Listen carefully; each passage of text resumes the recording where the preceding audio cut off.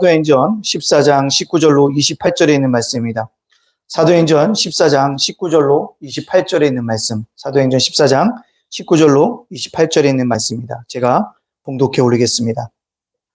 유대인들이 안디옥과 이고니아에서 와서 무리를 충동하니 그들이 돌로 바울을 쳐서 죽은 줄을 알고 시외로 끌어내치니라. 제자들이 둘러섰을 때 바울이 일어나 그 성에 들어갔다가 이튿날 바나바와 함께 더베로 가서 복음을 그 성에서 전하여 많은 사람을 제자로 삼고 루스드라와 이고니아와 안디옥으로 돌아와 가서 제자들의 마음을 굳게 하여 이 믿음에 머물러 있으라 권하고 또 우리가 하나님의 나라에 들어가려면 많은 환난을 겪어야 할 것이라 하고 각 교회에서 장로들을 택하여 금식 기도하며 그들이 믿는 주께 그들을 위탁하고 비시디아 가운데로 지나서 밤빌리아에 이르러 말씀을 버가에서 전하고 아탈리아로 내려가서 거기서 배 타고 안디옥에 이르니 그것은 두 사도가 이룬 그 일을 인하여 전에 하나님의 은혜에 부탁하던 곳이라. 그들이 이르러 교회를 모아 하나님이 함께 행하신 모든 일과 이방인들에게 믿음의 문을 여신 것을 보고하고 제자들과 함께 오래 있으니라. 아멘. 오늘 사도행전 14장 19절로 28절에 있는 말씀의 제목, 하나님 나라를 세우려면이라는 말씀을 증거하려고 합니다. 우리 앞뒤 옆 사람과 이렇게 인사해 보겠습니다. 하나님 나라를 세웁시다. 시작. 하나님 나라를 세웁시다. 하나님 나라를 세웁시다. 요즘 시대를 가리켜서 이제 코로나와 함께 살아야 한다는 위드 코로나를 이야기하고 있다는 것이죠. 더 이상 퇴치하려고 했는데 퇴치할 수가 없고 뭐 하겠다?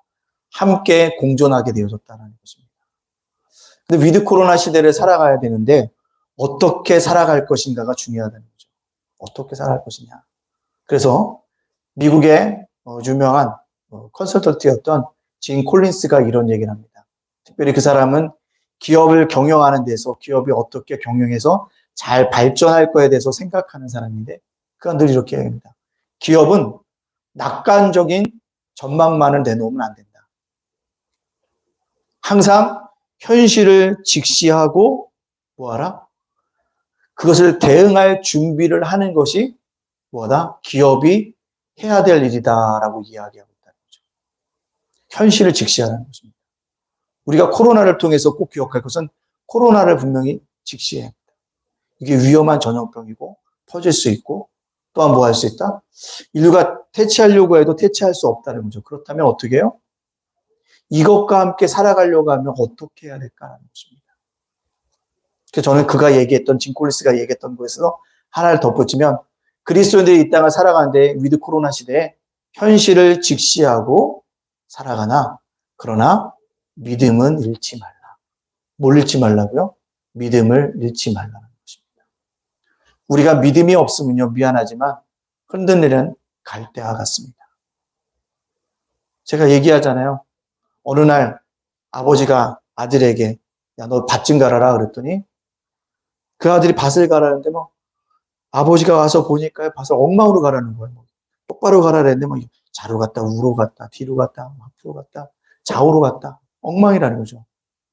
그래서 아버지가 이놈아 그렇게 밭을 가면 어떡하니? 이러면서 본인이 직접 밭을 갑니다. 근데 아버지가 밭을 간 거 보니까요 정확하게 걷다는 거죠. 그래서 아들이 묻잖아요. 아버지는 어떻게 똑같이 밭을 갈아도 이렇게 정확할 겁니까? 나는 저 밭 중앙에 있는 저 나무를 보고 뭐였다가 밭을 갈았더니 정확했다. 나무라는 게 뭡니까? 목표라는 것입니다. 그리스도인들에게도 삶의 목표인 믿음을 향해서 나가지 않으면요. 믿음이 흔들려 버립니다. 상황을 직시하고 있지만 그러나 그 가운데서 뭐하라? 믿음을 잃지 말라는 것입니다. 우리가 위드 코로나 위험하다는 거 다 알고 있지만 우리가 뭐합니까? 믿음을 잃지 않도록 끝까지 달려나갈 수 있는 것, 그것이 바로 저와 여러분이 이 땅 속에서 위드 코로나 시대에 해야 될 일이라는 사실을 꼭 깨달을 수 있는 믿음의 사람들이 되어지기를 간절히 원합니다. 오늘 사도 바울이 1차 전도 여행을 마쳐가고 있습니다. 1차 전도 여행을 마치면서 그가 외치는 것이 있다면 한 가지입니다. 자기가 1차 전도 여행에 갔다 왔더니 딱 한 가지만을 기억했으면 좋겠다는 거죠. 그것이 어떤 겁니까? 바로 하나님 나라를 세우려고 하면 뭐가 있다? 많은 환난을 겪어야 한다는 사실을 그가 외치고 있다는 것입니다. 하나님 나라는 거저 세워지는 것이 아니라는 것입니다. 하나님의 교회도 그냥 세워지는 것이 아니라는 것입니다. 환난을 통해서 고난을 통해서 뭐하리라? 세워지고 있다는 사실들을 우리들에게 말씀해 주고 있습니다. 우리가 잠깐 제1차 전도여행은 어땠는지 한번 뒤돌아볼까요? 거기 그림이 하나 있을 것입니다. 예. 이 그림이에요. 이 그림. 뭡니까? 수리아 안디옥에서 출발해서 뭐합니까? 살람이라는 섬에 가죠. 거기서 어떻게 되어집니까? 예. 살람이 바보를 걸쳐서 아탈리아, 버가, 비시디아 안디옥 갔다가 이고니아로 갔다 루스드로 갔다 더베로 갑니다. 그래서 더베 밑에 보면 뭐가 있어요? 다소라는 지명이 보일 겁니다. 그죠? 이쪽쯤에 보일 거예요. 근데 거기 가지 않았어요. 다소는 누구의 고향입니까? 사도 바울의 고향이에요. 여러분들 더베까지 갔는데요. 사도 바울이 고향에 지척을 두고 고충 고향을 가지 않고 다시 뭐합니까? 더베를 거쳐서 루스드라를 통해서 이고니아를 통해서 안디옥을 통해서 버가로 아탈리아를 통해서 어떻게 합니까? 다시 수리아 안디옥으로 가는 여정을 택하고 있다는 사실입니다. 여러분들 이것을 보면서 사도 바울이 갔던 길을 되돌아가고 있다는 것입니다. 그래서 제1차 전도 여행을 우리는 뭐라고 얘기하냐? 신학적으로는 갈라디아 지방 전도 여행이었다. 뭐라고 여러분들? 갈라디아. 저 지방 이름이 뭐라고요? 갈라디아 지방이었다는 것입니다. 그러니까 우리가 가끔 성경에서 갈라디아서를 공부하잖아요. 갈라디아서라는 건 저 지방 중에 어느 곳을 있을 거라는 것입니다. 저 지방을 뭐하고 돌아다녔는데 1차 전도여행을 마쳐가는 도에서 그가 깨달은 사실 딱 한 가지는 거예요. 하나님 나라를 뭐 하려면 들어가려면 많은 고난이 환난이 있구나라는 것을 우리에게 밝혀주고 있다는 것입니다. 그렇습니다. 우리가 하나님 나라를 이 땅에 세우려고 하면 하나님의 교회를 세우려고 하면 환난과 핍박이 반드시 뭐하고 있다? 있게 되어진다는 것이죠. 그렇다면 우리가 그 환난과 박해를 어떻게 이겨나가면서 주님의 나라를 세워야 할까요? 오늘 우리가 그것을 살펴봄으로 말미암아 함께 은혜를 나누고자 합니다. 사도 바울이 이런 1차, 2차, 3차 전도 여행을 통해서, 아니 4차까지 얘기한 사람이 있어요. 로마 가라고 가는, 서번하러 가려고 하는 그 로마로 가는 그 여정도 4차 전도 여행을 통해서 뭐요? 개신교의 3분의 1, 지금 숫자의 3분의 1이 그를 통해서 예수를 믿게 되어졌다라는 것입니다. 자, 그렇다면 우리가 이 땅에 하나님 나라를 세우려고 한다면 어떻게 해야 될까요? 첫 번째요. 첫 번째로는요. 하나님 나라를 세우려면 반드시 뭐가 있다고요? 고난이 있습니다. 여러분도 꼭 기억해야 돼요. 고난이 있다는 것입니다.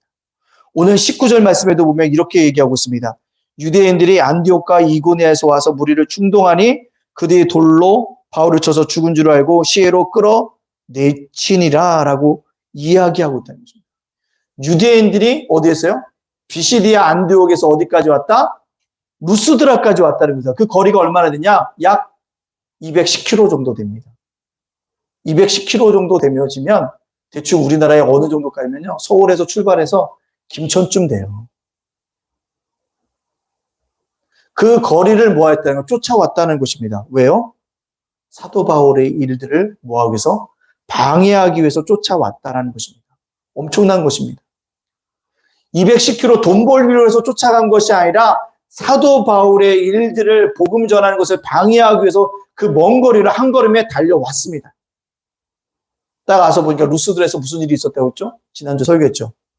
발을 쓰지 못하고 걷지 못하는 안진뱅이 일으켰어요. 그래서 모든 사람이 제우스라고 헤르메스라고 바나바, 바울을 그렇게 생각하고 있었던 사람들이었습니다. 근데 그들에게 뭐라고 얘기합니까? 오늘 19절에 와서 무리를 충동하니라고 했어. 무리를 충동하니. 충동하니라는 원어의 뜻을 찾아보니까 뭐요? 설득했다라는 거예요. 그런 기적을 베푼 것은 하나님이지 그들이 아니었다. 그들은 유대인은 그를 배반한 배신자들이다. 설득을 당했던 루스드라 사람들이 어떻게 합니까? 돌을 들어서 누굴요? 사도 바울을 죽이고 있다는 것입니다. 한순간에 제우스라고 헤르메스라고 영광을 돌렸던 그들이 유대인들의 어떤 사기적인 정말로 설득을 당해서 사람을 돌로 친다는 것입니다. 사도 바울 입장에서 보면 얼마나 억울했겠습니까? 선한 일을 베풀었잖아요. 발도 쓰지 못하고 걷지 못한 사람 안진뱅이 일으켰잖아요. 놀라운 기적을 그들에게 선물했잖아요. 근데요, 그에게 돌아온 것은요, 루스드라 사람들이 뭐였다? 배신이었다는 거죠. 인생을 살아가면서 가장 마음 아픈 배신이 뭡니까? 내가 믿었던 사람들에게 배신입니다. 내가 믿었던 사람들에게 배신입니다. 그 이혜인 수녀가 쓴 시에도 보면 있잖아요. 인간에서 가장 큰 배신은 누구다? 자녀가 부모를 배신하는 거라고. 그 배신이 크다라고 얘기하고 있잖아요. 여러분들 우리가 하나님 나라를 세우려고 하고 주님의 교회를 세우려고 할 때요 반드시 고난이 오는데 누구에게 고난이 오냐? 사람으로 통한 배신의 고난이 온다는 것입니다. 가졌던 믿었던 사람으로부터 뭐예요? 사기를 당하게 되어지고 배신을 당하게 되어진다는 것입니다. 그것이 우리의 뭐예요? 인생이라는 거잖아요. 어떤 여자 목사님이 있어요. 유명한 여자 목사님이에요. 자기 남편이 의사라고 시집 갔더니 새벽부터 밤 저녁 늦게까지 시어머니의 시집살이가 장난 아니었대잖아요. 1분을 못 쉬게 한다는 거죠. 1분을. 그 7년을 버티다 어떻게 했다고요? 기도원으로 갔대잖아요. 기도원으로. 가서 뭐 우리 시부모님 좀 변화 좀 시켜달라. 열심히 기도했대잖아요. 우리 남편이 의사였는데 좀 돌아오길 원한다고 열심히 기도했대잖아요. 이게 돌아왔을까요? 쉽게 돌아오지 않더라는 것입니다.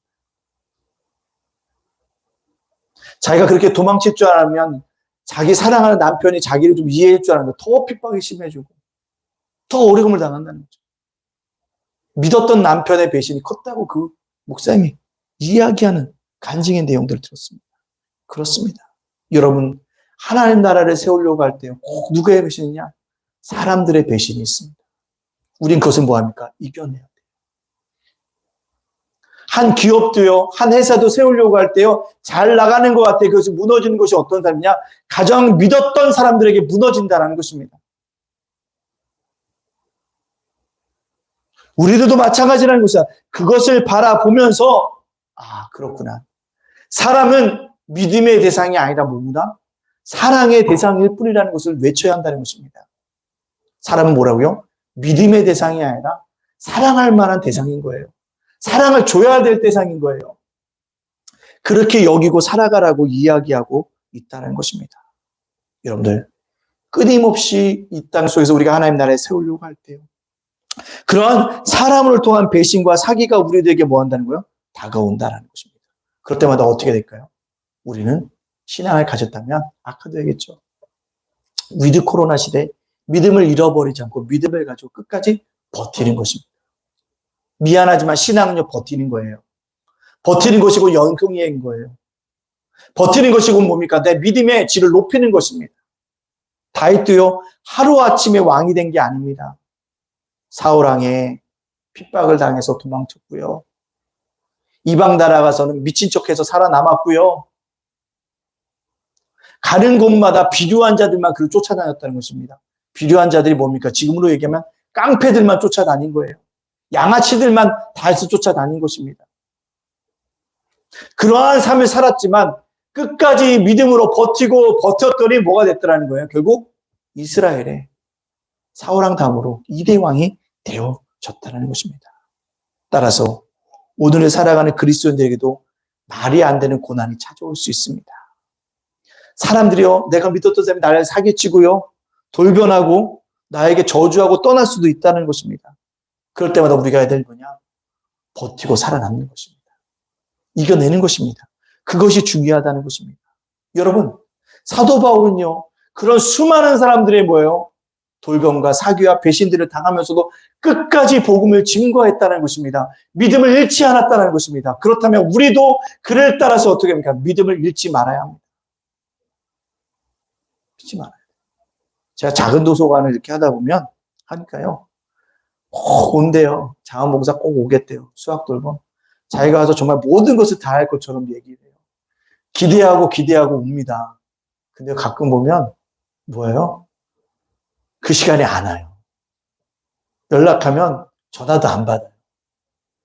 그러면서 사람이 참 마음이 낙담이 됩니다.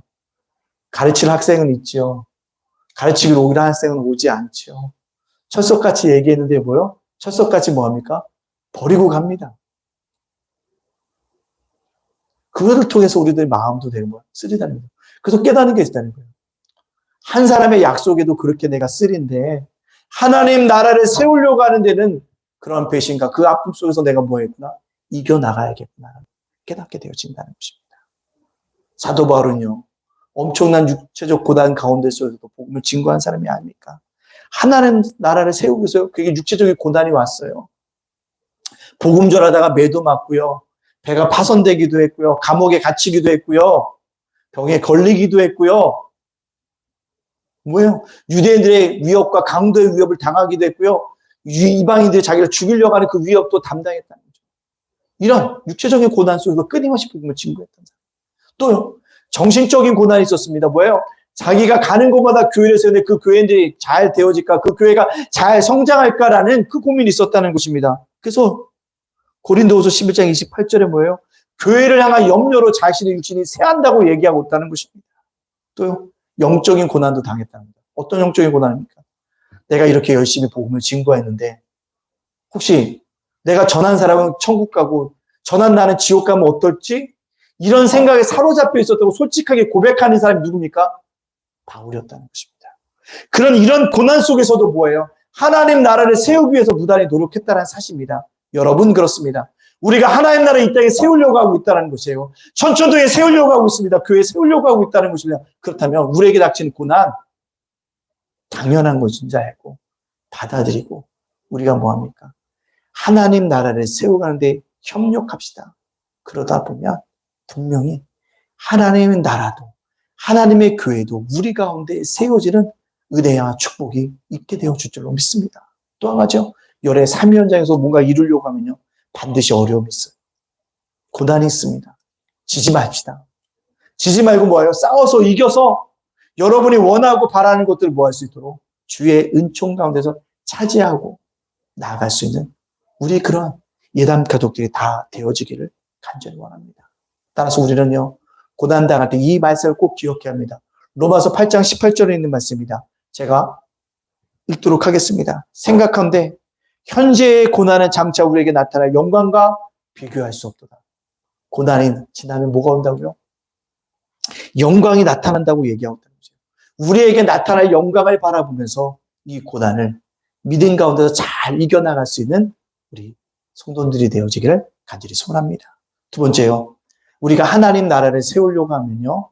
띄워주시겠습니까? 예, 우리가 하나님 나라를 세우려고 하면요. 고난 속에서 뭐 하는 게 중요하다? 일어나는 게 중요해요. 뭐 하는 게 중요하다? 일어나는 게 중요하다는 것입니다. 오늘 20절과 21절에 이렇게 얘기합니다. 제자들이 둘러섰을 때 바울이 일어나 그 성에 들어갔다가 이튿날 바나바와 함께 더베를 가서 복음을 그 성에서 전하여 많은 사람들을 제자로 삼고 루스드라와 이고니와 안디옥으로 돌아가서 뭐예요? 루스드라 사람이 사도 바울을 돌로 쳤습니다. 봤더니 돌로 맞은 바울이 죽은 것 같아서 성 밖에 갖다 버립니다. 근데 그때 뭐합니까? 일어선다는 거죠. 일어서고 있어요. 근데 사도 바울이 일어서는 걸 보면 뭡니까? 제자들이 둘러섰을 때 바울이 일어나. 그 문제 중요해요. 제자들이 20절입니다. 한 점만 한번 올려주시겠습니까? 20절에. 제자들이 둘러섰을 때 바울이 일어났다는 거예요.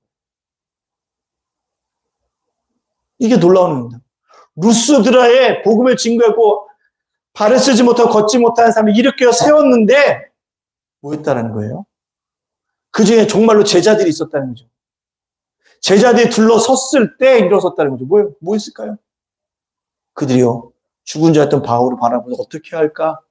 그의 영혼을 위해서 주님이 어떻게 할까를 둘러봤을 때 분명히 간절한 마음으로 사도 바울을 어떻게 할까 고민했을 거예요. 그때 뭐 했다? 사도 바울이 일어났다는 것이죠.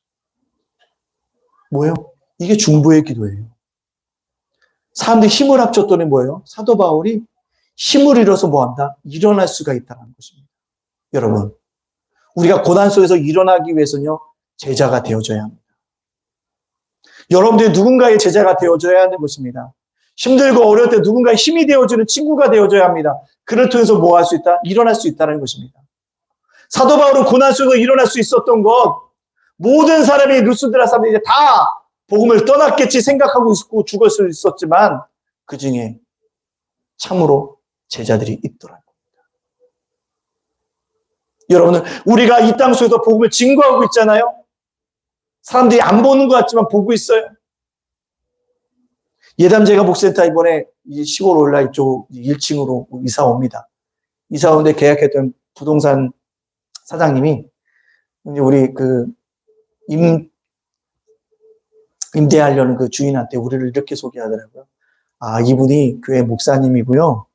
우리 동네에서 아이들 많이 도우고 있어요. 아니, 아이를 도운다는 건 뭐예요? 아이들 많이 공부를 가르쳐주고 있어요. 이렇게 저를 소개하더라고요. 누구에게? 그 임대를 놓으실 주인에게. 그래서 저를 만나보자. 그래서 자기는 목사님인 걸 알았고 아이들 많이 가르치는 일을 하는 거 있다는 걸 알았다는 거예요. 제가 깜짝 놀랐습니다.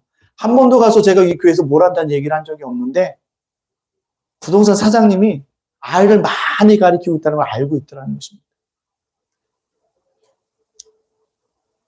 그게 어떻게 돼요? 알게 모르게 소문이 나가고 있다는 것입니다. 사도 바울이 복음을 증거했을 때 사도 바울 눈에는 믿는 자가 하나도 없는 것처럼 보이고 제자가 하나도 없는 것처럼 보였지만 아니라는 거죠. 그 복음을 들고 불같은 마음에 타는 심령들이 일어났다는 거죠. 그 사도 바울이 쓰러졌다는 얘기 듣고 둘러섰을 때 어떻게 했을까? 어떻게 했을 때 그 힘으로 누가 뭐요? 일어났다는 것입니다. 여러분, 누군가가 넘어지고 힘들었을 때요. 누군가의 둘러만 있어도 가만 서 있음만 해도 그가 뭐예요? 힘을 줄 수 있다는 것입니다. 오늘 사도 바울은 그랬다는 것입니다. 힘든 사람에게 내가 너에게 뭐 해줄게 말하지 않고 그냥 그 사람 옆에만 가만히 서 있더라도 그 사람이 뭐 할 수 있다? 일어나는 힘을 얻고 나아가고 있다는 것입니다. 그렇습니다. 하나님 나라를 세우려면 고난 속에서 일어나야 되는데요. 여러분들 일어설 수 있도록 묵묵히 함께 있을 수 있는 제자들이 되어져야 합니다. 뭘 해달라는 게 아니에요. 그냥 옆에 가만히 있게 호위무사처럼 가만히 있어주는 것 자체도 뭐예요? 힘을 줄 수 있다는 것입니다. 그런 사람으로 인해서 사도 바울이 뭐했다? 일어섰다라는 것입니다. 여러분, 분명히 하나님께서요, 우리가 하나님 나라에 세우려고 하고 여러분들 어떤 일을 감당할 때 고난 속에 있을 때 일어서야 되는 거 묵묵히 여러분 주변에 있는 사람들이 있다는 것을 꼭 기억하십시오. 그리고 그들 때문에 우리가 뭡니까? 함께 일어설 수 있어야 한다는 것입니다. 그래서 더 놀라운 거죠. 그가 일어선 것으로 끝나는 것이 아니라 뭡니까? 그 성에 들어갔다 보면 그 성이 뭡니까? 루스드라 성입니다. 루스드라 성 사람들이 자기를 돌로 쳐 죽였는데 그 상황 속에 다시 루스드라에 들어가서 뭐 했을까요? 복음을 증거했다는 것입니다. 여러분들 이것을 우리가 본받아야 한다는 것입니다. 어떤 핍박과 고난이 있다 할지라도 일어났으면 뭐합니까? 다시 그 성에 들어가서 복음을 증거하는 거예요. 이게 놀라운 일이라는 것입니다. 여러분, 사람은 어떤 동물입니까? 감정의 동물이에요. 자기를 싫어하고요, 자기를 미워하는 거요, 직감적으로 느낍니다. 안 그래요?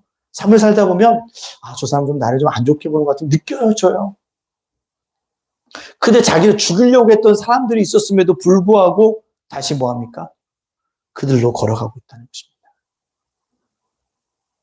그들을 자기를 싫어하고 죽이려고 하는 사람들이 뭐예요? 사도 바울이 만나려고 들어간다는 것입니다.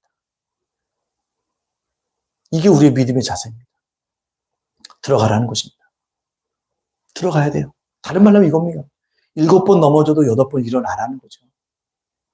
끝까지 하라는 것이다. 끝까지 네가 원하는 거 하고 싶은 거 해라는 것입니다. 오늘 사도 바울도 그렇게 살아가고 있다는 것입니다.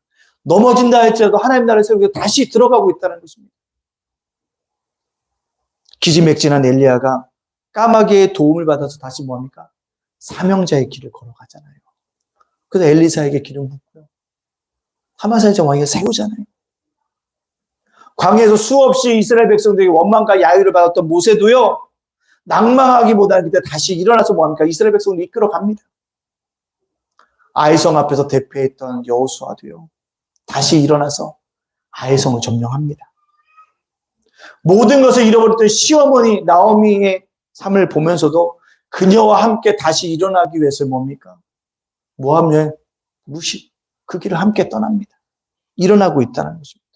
여러분, 우리가 어떠한 순간에서도 뭐합니까? 다시 일어서야 한다는 것입니다.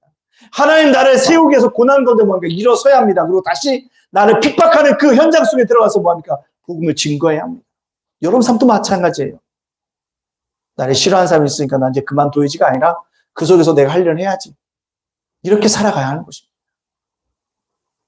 그리고 더 나가서 뭐라 합니까? 이튿날 바나바와 함께 어디로 갔다고요? 더베로 갔다는 거죠. 마지막 제1차 전도 여행의 목적지였던 더베로 가서 뭡니까? 복음을 증거하고 있다는 것입니다. 더베도 사도 바울을 환영할 사람도 있을까요? 아니에요. 환영하지 않을 사람도 충분히 있고, 자기를 싫어할 사람이 있고, 자기를 돌로 쳐 핍박할 사람이 있음에도 불구하고 뭡니까? 담대하게 들어가는 사람 누구였다고요? 바울과 바나바였다는 사실입니다. 그렇습니다. 여러분들, 우리는 위드 코로나 시대에 살고 있어요. 어떠한 순간에도 여러분들 믿음을 붙잡고 넘어지지 않아야 합니다. 넘어졌다가 해도 실망할 필요 없습니다. 뭐 하면 돼요? 다시 일어서면 됩니다. 일어서는 자에게 하나님의 놀라운 뭐가 있어요? 축복이 있다는 것입니다. 우린 그것을 바라보면서 뭐합니까? 다시 일어서야 한다는 것입니다. 다시 일어서야 합니다. 우리 예담교회 성도도 다시 일어서야 하는 것입니다. 뭐예요? 이런 어려운 시대지만 믿음을 가지고 우리가 다시 일어서서 나에게 주어진 사명들을 감당해야 합니다. 예배를 회복해야 합니다. 그리고 여러분들 삶들을 살아가야 한다는 것입니다. 또요, 나에게 오늘 고난이 온다 할지라도 도망가지 마시고요. 넘어진다 할지라도 다시 일어날 수 있는 그런 믿음들을 가지고 살아가야 한다는 것입니다. 우리가 일어설 때 어떻게 기도해야 될까요? 깨닫는 게 있어요. 새벽에 기도하다 보면 뭐예요? 땅이 뜻이 하늘에서 이루어진 것 같이 땅에서도 이루어지이다라는 것. 뜻이 하늘에서도 이루어진 것 같이 이 땅에서도 이루어지길 원합니다는 그 기도와 함께, 그 주기도문의 기도와 함께 다시 일어서서 주의 길을 걸어가고 여러분의 인생의 길을 걸어갈 수 있는 그런 믿음의 사람들이 되어져야 합니다. 여러분들 고난 속에 있습니까? 어려움 속에 있습니까? 여러분을 싫어하는 사람이 넘쳐나고 있습니까? 그러나 그 속에서 뭡니까? 다시 일어설 수 있는 그런 믿음의 백성들이 되어져야 될 줄로 믿습니다. 세 번째요. 우리가 하나님 나라에 세우려고 하면요. 제자를 양육해야 합니다. 뭐라고 여러분들? 제자를 양육해야 한다는 거예요. 오늘 21절과 22절에 이렇게 합니다. 복음을 그 성에서 전하여 많은 사람을 제자로 삼고 루스드라와 이고니와 안디옥으로 돌아가서 제자들의 마음을 굳게 하여 이 믿음에 머물러 있으라 권하고, 또 우리가 하나님 나라에 들어가려면 많은 환난을 겪어야 할 것이라 하고 제자를 양육하고 있다는 것입니다. 더베는 마지막 전도 여행, 1차 여행의 마지막 목적지였습니다. 좀만 가면 자신의 고향했던 서로 가지 않고요. 더베에서 다시 자기가 여행했던 길을 되돌아서 오고 있다는 거죠. 왜 그랬을까요? 그것은요, 방금 예수를 믿기 시작한 제자들이 있었기 때문입니다. 그들을 어떻게 해요? 돌보기 위해서. 그들을 양육하기 위해서 그들이 뭐 했다는 거예요? 도돌아가면서 그들을 양육하고 있다는 것입니다. 여러분, 사도 바울이 전도여행을 떠날 때는 항상 가는 곳마다 전도했어요. 그러나 돌아오는 길에는 전도하지 않았습니다. 전도하지 않았고 뭐 했을까요? 제자들을 양육했다는 것입니다. 우리 교회도요, 제자들을 양육해야 합니다. 보지 않지만 우리 교회를 보고 있는 수많은 사람도 있어요. 양육해야 한다는 것입니다. 전도했던 사람들 돌보고 신방하고 격려하고 돌아온다는 거죠. 그 추석 때 제가 돌아다녔습니다. 자, 그렇다면 이거 어떻게 돌보고 어떻게 해야 됩니까? 오늘 말씀 속에 우리에게 분명히 얘기해 주고 있다는 거죠. 어떻게 하라고 이야기하고 있냐면 우리들에게 오늘 22절에 보면 이렇게 합니다. 제자들의 마음을 굳게 하여, 제자들 양육할 때 어떻게 해요? 마음을 굳게 하라는 것입니다. 뭐예요? 간 예수를 믿은 사람이 내가 어쩌다 예수를 믿게 됐지? 내가 체면에 걸렸나? 내가 그냥 마음이 감정이 쏠렸나 보다라고 생각할 수가 있어요. 그래 그들에게 찾아가서 얘기해요. 그게 아니야. 하나님이 여러분의 마음을 타치해 주신 거야. 건드려 주셨기 때문에 네가 그런 일을 하는 거야. 라고 뭐합니까? 마음을 굳게 세워주는 것. 그것이 바로 뭐합니까? 양육하는 일이라는 것입니다. 두 번째 뭐요? 믿음에 거하도록 하는 것입니다. 신앙생활은요, 믿음으로 시작해도 믿음으로 끝나는 것입니다. 근데 우리들의 믿음이 겨자씨만한 믿음만 있으면 이 사람도 저 바다에 던질 수 있다고 했어요. 겨자씨만한 믿음이 우리에게 없다는 거죠. 그러나 겨자씨만한 믿음을 가질 수 있도록 끊임없이 뭐합니까? 믿음으로 살아갈 수 있도록 우리가 권면해야 한다는 것입니다. 믿음에 거하라고.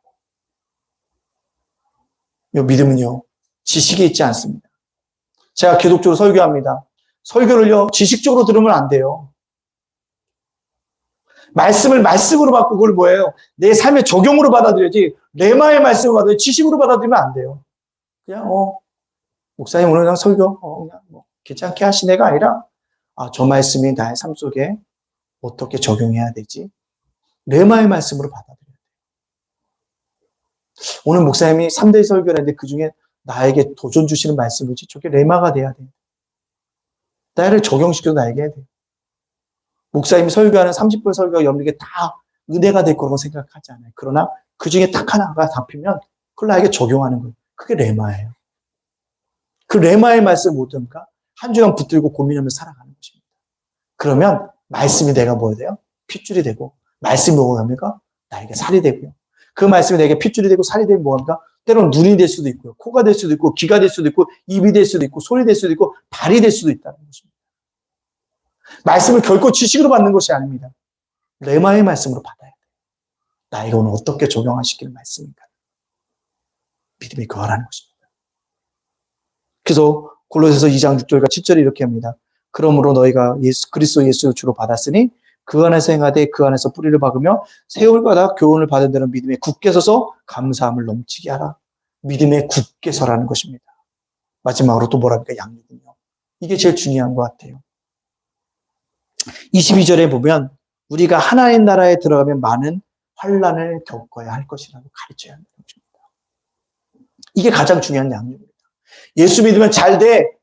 예수 믿으면 만사형통이라는 것을 가르치는 것이 아니라 단 한 가지입니다. 즐겁고 편안한 삶을 사는 것이 아니라 뭐다? 반드시 예수를 믿으면 환난이 있다는 사실을 알려줘야 하는 것입니다. 하나님 나라에 들어가려면 고난을 겪어서 들어간다는 것입니다.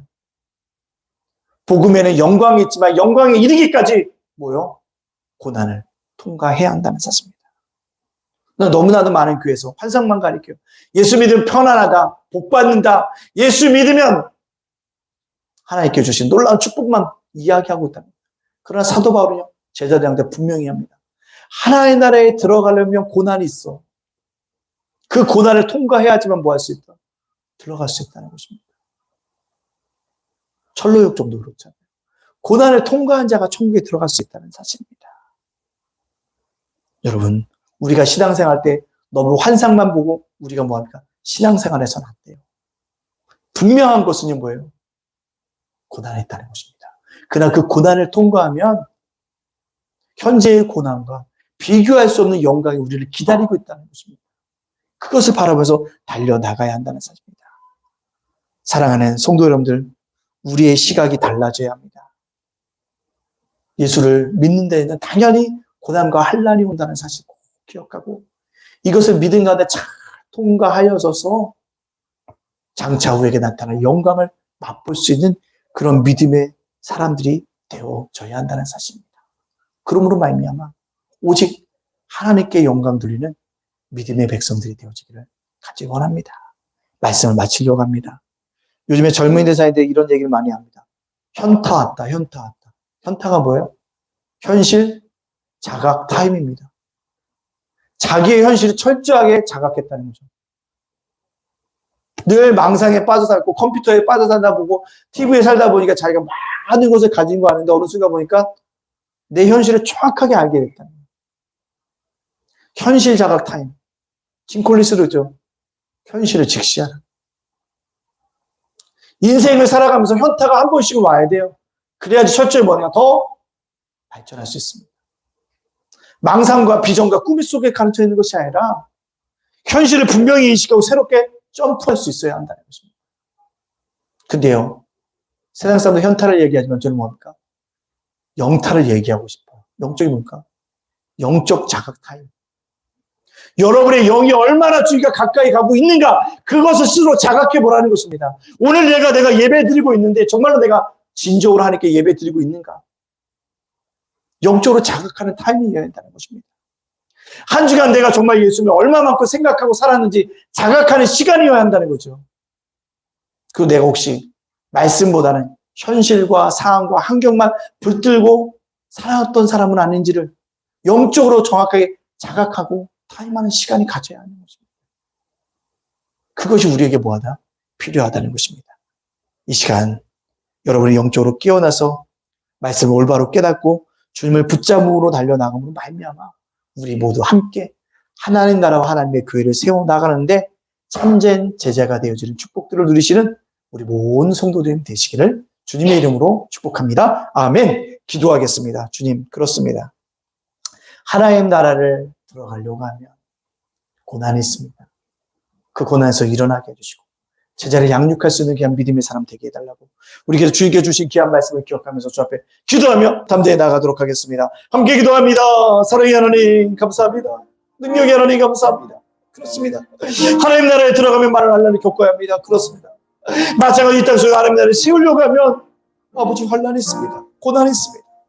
그걸 잘 이겨내게 하게 해주시고 아버지 고난에서 넘어졌다 다시 일어날 수 있는 믿음으로 우리에게 허락하여 주시고 아버지 하나님 그 고난 속에서 일어났다면 이제는 제자를 양육하며 남대에 나갈 수 있도록 인도하여 주시옵소서. 아버지 하나님 마음을 굳게 세우게 해주시고 믿음 안에 아버지 거하게 하여 주시고 아버지 하나님 고통에서 일어날 수 있는 하시면도 될 수 있는 귀한 믿음의 백성은 믿음의 상태가 될 수 있도록 하나님께 오래부터 주시고 우리를 인도하여 주시는 아름다운 은혜의 역사에 일어날 수 있도록 주께서 이렇게 인도하여 주시옵소서. 감사드리며 예수님의 이름으로 축복하며 기도하옵나이다. 아멘. 우리 두 번째로 기도합니다.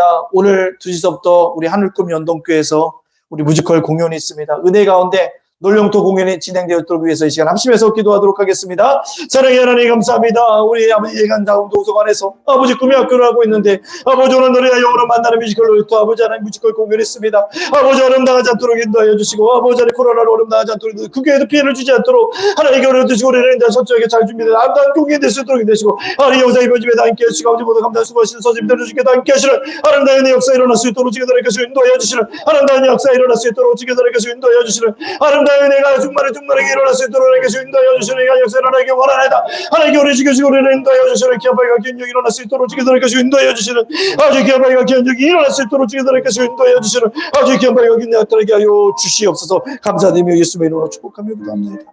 세 번째로 기도하겠습니다. 우리 성도님들을 위해서 기도하십시오. 성도들의 아버지 자녀를 위해서 기도해주십시오. 가정을 위해서 기도해주십시오. 생업과 일터를 위해서 꼭 기도하여 주시기 부탁드립니다. 우리 하나님께 속한 성도들의 가정을 위해서 기도하겠습니다. 사랑의 하나님 감사합니다. 우리 성도들을 지켜주세요. 우리 성도들을 지켜주세요. 우리 성도들을 지켜주시고 성도들의 가정을 보호하여 주세요. 가정을 보호하여 주시고 자녀들을 아버지 인도하여 주시기 원합니다. 자녀들을 인도하여 주시고 생업과 일터 속에 주께 담면 아버지 임만에 대신 주께 동행하여 주시는 이 역사에 일어나기 원합니다. 그러므로 만약 우리 성도들이 어렵다 않도록 가정도 어렵다 않도록 자녀도 어렵다 않도록 되시고 하나님께 나라자만되게 묶어둔 눈들을 지켜주는 내 역사에 일어날 수 있도록 인도해 주시고 하나님께 내 삶의 모든 문제 속에 해결되어지는 귀한 역사를 경험할 수 있도록 하나님께 그것을 인도하여 주시는 귀한 역사에 있게 하여 주시옵소서. 감사하며 예수님의 이름으로 축복하며 기도합니다. 아멘. 마지막으로 기도합니다. 예담교회 날마다 부흥하고 성장하며 이 천천동에 세워졌던 주님의 목표 복음 전파의 사명을 끝까지 감당하게 해달라고 이 시간 기도하겠습니다. 사랑의 하나님 감사합니다. 우리 예담교회 날마다 부흥하고 성장하는 교회가 되어지기 원합니다. 아버지 우리 예담교회 날마다 부흥하고 성장하는 교회가 되기 원합니다. 성도들 보내시고 아버지 학교자도 무조건자도 보내시고 하나님께 세워지는 귀한 역사를 경험하는 아름다운 역사에 일어날 수 있도록 이렇게 인도하여 주시는 아름다운 역사에 일어날 수 있도록 이렇게 인도하여 주시는 아주 이렇게 여기냐 될 수 있도록 이렇게 인도하여 주시는 아름다운 역사에 일어날 수 있도록 이렇게 인도하여 주시는 계십니다. 이들에서 하나님 우리에게 요성하게 요즘 인도하시는 역사 있게 하여 주시옵소서. 감사드리며 예수님을 기도합니다.